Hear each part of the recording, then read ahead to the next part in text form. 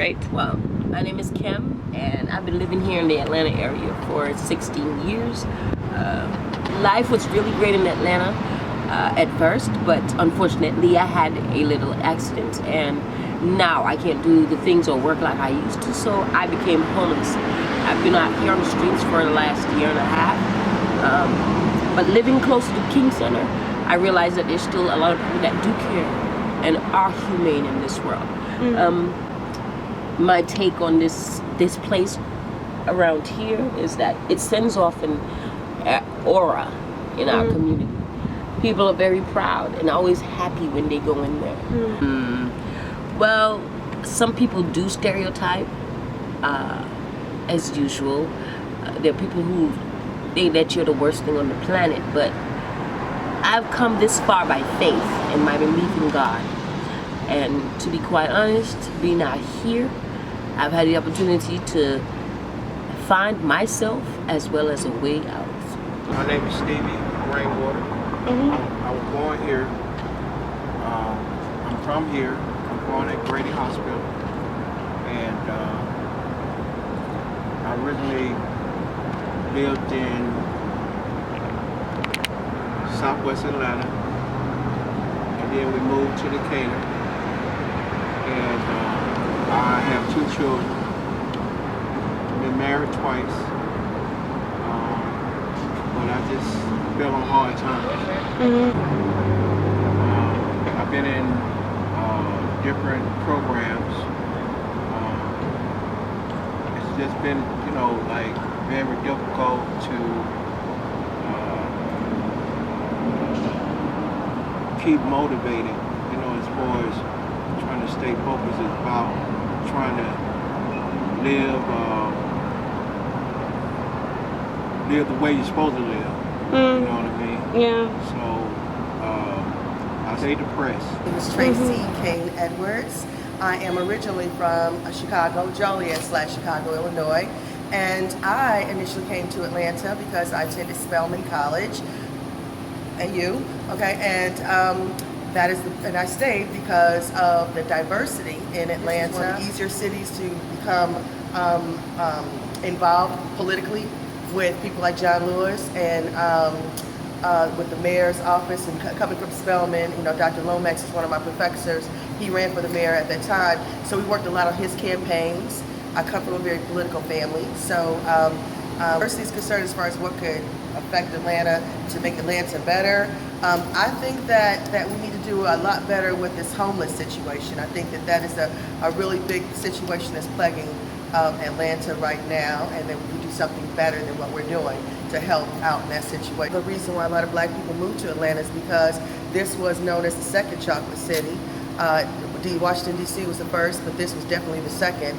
And in Atlanta, across the country, this is one of the only cities in which black people live the way we live, have the things we have. Not to say they don't have it in other places, but you don't pull up, or you don't ride down the street and almost everybody you see that's looking affluent is black.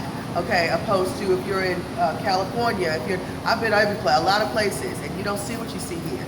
Okay, the same way, which is one of the reasons why I stay. Okay. My name's August Pollock. Like I said, I'm originally from New Jersey. I've lived in Atlanta for 9 years. As a straight, white, cisgendered man, I don't really think I have faced a lot of discrimination, not just in Atlanta, pretty much anywhere. This is a very tough issue, especially in Atlanta. Again, even in just the experience I'm in, because I live in the old Fourth Ward, which is a neighborhood that has generationally is a historically black and lower class community, and even just in the few short years I've lived there, you watch gentrification, you see how the entire neighborhood is changing, and I don't think you can just solve that by simply saying, well, stop doing that. But I think like a perfect example is one of the great projects that's been happening in Atlanta is the Beltline. But when they first proposed that, one big thing they talked about what a big thing they were going to feature on it was that they were going to be able to redevelop neighborhoods and keep people living there and improve the quality of life there and create lots of low-income housing and credits for people to live in that area. And that just disappeared. That turned into, haha, no, sorry, we're kidding. We're going to build a lot of condos and a lot of rich people are going to live in them and rent. And I think so, I guess to get back to the question about what you can do about that, that's where really the recognition has to come in. It has to be noticing like, yeah, you know,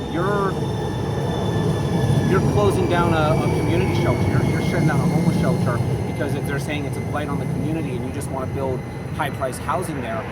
Well, that's all well and good if you're saying that that's what you want because your objective is improving the neighborhood, but what are you doing with all the people there? Are you just moving them to another neighborhood? Are you just putting them in jail?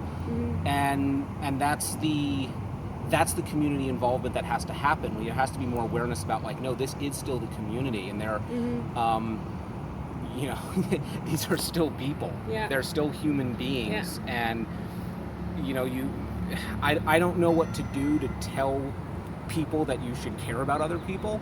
It's just a thing that I always assumed you should do. Okay. Home, and it's just a place that I just enjoy. It's a place with a lot of opportunities, and it's an up and coming, growing city, and I'm excited about it. Great. Why I moved from Savannah was because I got an opportunity to model with Bronner Brothers, and I did 3 shirts with them, and once I came, I just didn't have enough desire to go back. Justice, it starts with respect.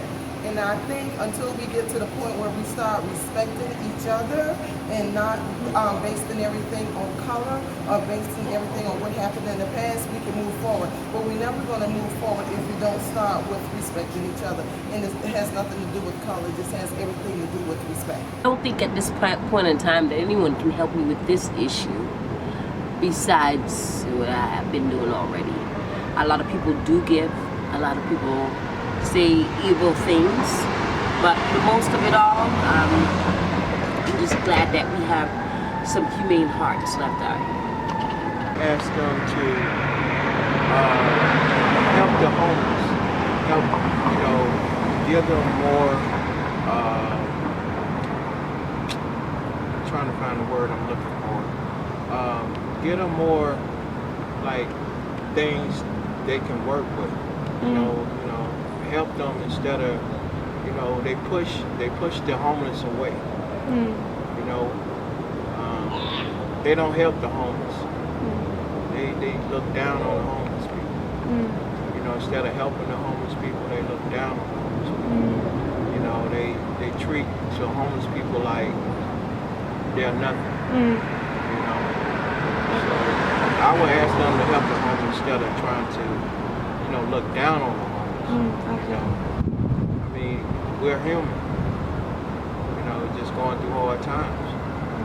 You know, everybody have problems. But you know, all I ask is just a little help.